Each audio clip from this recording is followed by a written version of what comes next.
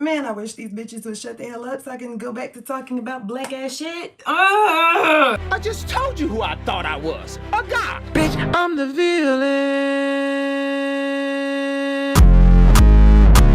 Nigga. The Flagrant podcast just dropped an episode with Jasleen Singh as a featured guest. This episode was not damage control. Now, I'm recording this immediately after watching the entire episode, only because I have this one singular thought, and I don't know if anybody else is going to make the same comparison, but I'm going to just go ahead and say it. This was the cleanest PR move that I've seen in a long time. And Andrew Schulz is the Beyonce behind everything. The over-the-top cold open that they had Akaash come out acting all sad, and then Jasleen comes out. She's acting like a crazy person and yelling and screaming, and then randomly two little people come out, and it was just chaos. Like it was some sort of Maury Povich, Jerry Springer type episode, right? It was supposed to disarm you. That's why they did it that way. That wasn't just, oh, what's it? They don't always do cold opens like that. So yeah, that was to disarm you. Let's laugh a little bit, have a bit of a cushioning before we get into these questions. But see, when you open your podcast like a Tyler Perry play, you're making it clear that you're just trying to distract us. Oh, look at how fun all of this is. Not the fact that this is a total PR move. She's claiming ignorance, right? I'm just such a sweet girl that's saying these crazy things. You know, it's just got to be funny. Nobody in their right mind would ever think that any of the shit that she's been saying was funny or likable or relatable. Okay, nobody likes that. You know, nobody likes that. That's real unlikable. Why would you do something like that unless it was already written out for you? You're supposed to be the villain. You the villain, you the bad guy. Now that you the villain, you the bad guy, now we have to completely rewrite your arc. There was no deflection. They addressed every single talking point, right? But see, here's the thing. Y'all found Urban Dictionary receipts, okay. When she said she was popping her pussy, right? She was like, oh, I just thought that meant like getting ready to go out and party and stuff. And it's like, girl, you didn't know that popping your pussy didn't mean you wasn't popping your pussy? All right, girl. Okay, girl. And then they found the Urban Dictionary receipt, the Urban Dictionary definition for it, and it's almost verbatim what she had said.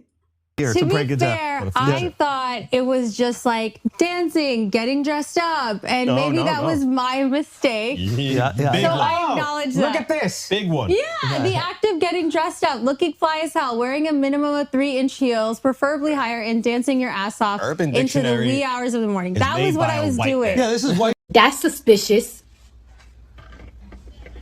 Yeah, that's white. That's weird.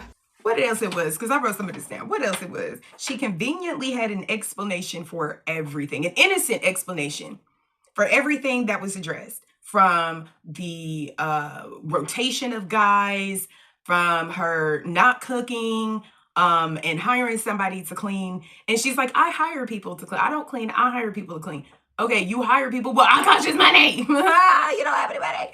But again, if that's their dynamic, then whatever. But it's real convenient that you have just innocent explanations for every single thing. Okay, I'm sorry. You know, the leaning into the whole bratty but lovable thing. You don't get this many explanations in real life. Like real people, like if this was a real situation, you're not going to get all of these super clean, nice and tidy explanations unless this was rehearsed. You see what I mean? Okay, Andrew Schulz is the hidden puppet master behind all of this. And I'm putting all of this on Andrew because, listen, it's got his fingerprints on it. I can't prove it's his DNA, but it's got his fingerprints all over this. He's the turn your phone sideways guy. Turn your phone. Let me show you something. Do you remember that on Instagram? He'd be like, he would say something and it would be like something super catchy about what he's finna talk about. And then he would be talking to you from this angle, and then he cut around this way and be like, turn your phone sideways. Let me show you something. And it would turn this way. When you're on Instagram, when you turn your phone sideways, you can't scroll away. You got to sit there and listen to what he got to say. That was genius. Okay? The whole thing with his when he first started out, he wanted to do a special, and he shopped it around to all the streaming services, Netflix and everything. Then nobody wanted, so he was like, well, F, I'm gonna do it myself. He was gonna throw it up on YouTube, and then he shopped around, looked around, asked around, and realized that he should not put the whole hour on YouTube. Ain't nobody finna watch it that way. He cut it up and turned it into a comedy experience. City in the world, New York City. Why is it the greatest? Because it's normal for us to perform at 4 different clubs, do 4 different sets, all in one single night. And that's exactly what I'm about to show you right now. This is not a comedy special. It's not a comedy documentary. This is a comedy experience. Welcome to the world of a New York comic. I hope you enjoy the fuck out of it. Like, that's that guy. You know what I'm saying? The Infamous tour. When he was doing the Infamous tour, he was gonna have it on the streaming service, ended up doing it for himself. People call him a scammer. I don't really know. I mean, he didn't really like lead anybody to believe like one way or another. Like, people just assumed and insinuated or whatever. I don't think that it was personally ethical for him to do this, but I mean, he did it and he made his money, and so what? But he had the special was gonna be on a streaming service. And then he was just like, nah, because they wanted him to change it up or whatever. I don't know what the real reason was, but he was like, no, and ended up funding it himself. And then was like, I'm going to sell it to you guys. You can get it. And the link is yours forever. But then just kidding, because a couple months later, he put it out on YouTube for everybody. All right, hold on, guys. I got to speak to the people at home real quick. Listen, I know a few things are different here, okay? The hair, I'm even married now. Ignore that. We got to talk about important shit, all right? And that's you thinking you found a way around the system. You're sitting there watching this on YouTube going, I didn't even have to buy the special. Not so fast. You're going to support, okay? And you're going to do that by gambling with the best gambling platform. But you never know. He might take that special down one day. And the people that got the link will still always and forever have the link. I don't know. But this is that guy, okay? Andrew Schulz, the host of the Flagrant podcast, okay? Co-host Akaash Singh, all right? This guy. He's no dummy, okay? And I'm sorry, but shit does not go viral around Andrew Schulz unless he signs off on it. And why wouldn't they think that they could make this very unlikable woman into a somewhat likable person? Well, they did it for Trump. They did it for Trump. You know what I mean? So it's just kind of like, okay, why wouldn't they have a big head about it? Here's the thing. This did work, but I believe it's only going to work on their platforms, okay? Because the goal wasn't to get people to love her. That was not the goal of this episode, was not to get people to love her. Not at all. The goal was to boost her podcast, which definitely got boosted, to boost Flagrant's views, which at the end of this episode, as a matter of fact, it's funny because I was actually writing all of this down, and then I finished up the episode. At the very end of the episode, he's like, yeah, and thanks for, what was it, 200,000 subscribers or something during this time period.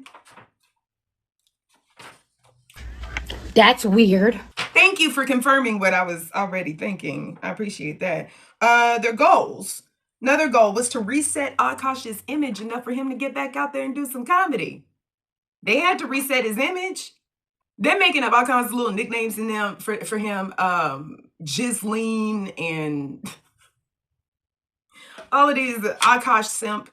And the man is a meme at this point. You know, so they had to have all of this, put them on the episode to not just clean up Gislaine's image, but to also clean up Akaash's as well. And here go the biggest goal of it all, to convert hate into attention and convert attention into money. That's what all of this is about. Is hate. I wrote it down. It was that important. It goes, hate.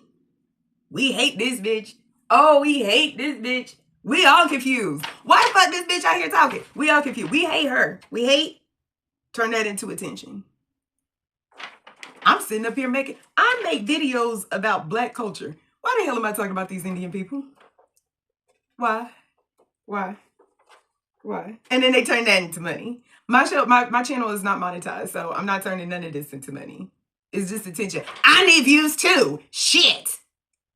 I'm not shitting on Andrew Schulz. I'm saying that this was brilliant. This was smart. This was very, very smart. Good job. I'm just wondering if anybody else is going to see it that way. At the end of the day, Flagrant did not do this because they needed redemption or forgiveness. Akaash did, and Jesseline did, but the Flagrant podcast, they could have done shit. They could have done this on her podcast.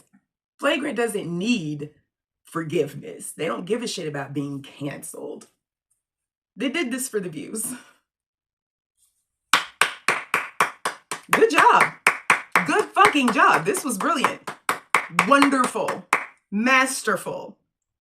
Amazing. I ain't got nothing to say. Andrew's brilliant for this. They were smart for this. They both gonna get money for this. She really finna make some. Yo, wait and see what she ends up doing. This is right before the new year too. She finna come out. I bet you anything she finna come out with some trad wife aesthetics. I bet you anything to prove to motherfuckers that she know how to cook. Yeah, she finna be cooking all the time. Cooking with Jesseline, cooking with Jesseline, cooking with Jesseline. That's what's finna be next. Shit. Hell, I don't know. Anyways, let's hope and pray that this whole thing is over with, because I have videos in the vault that I would like to release, but I can't, because bitches don't know how to shut the hell up. Like and subscribe or whatever. Join the Patreon. I'm Marissa J. I'm out. Been the two of us need look no more. We both found what we was looking for. With a friend to call my own. I'll never be alone. And you, my friend, will see you got a friend in need. Got a friend in need. Ben, you're always running here and there. You'd feel you're not wanted anywhere. If you ever look behind and don't like what you find, there's something you you should know. You got a place to go. Got a place to go. I used to say I am me. Now it's us. Now it's we. Been most people would turn you away. I don't listen to a word they say. They don't see you as I do. I wish they would try to. I'm sure they'd think again if they had a friend like Ben. Like Ben. Like Ben. Ben. Like